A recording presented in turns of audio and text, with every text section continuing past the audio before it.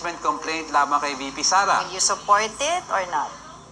Bakit mo yan i-impeach? Kailangan may betrayal of public trust. Depende sa complaint. Ano ako, tanga? Hindi na ako uto-uto. I am the top 10 in my class in UP. I was a law professor. I wrote 10 books. I have a Harvard degree. My father summa cum laude. I am not uto-uto. Hindi ako sasama sa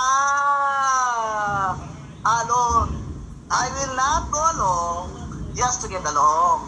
You show me a complaint and you show me the evidence and I will be the judge of that. On that Although, note, ayoko ng stance niya na pro-China sila. Kahit ako, anti-China to ka talaga. I want to stand on our sovereignty and the arbitral ruling. And that is one good thing, the only one good thing that President BBM has done that I can see. Na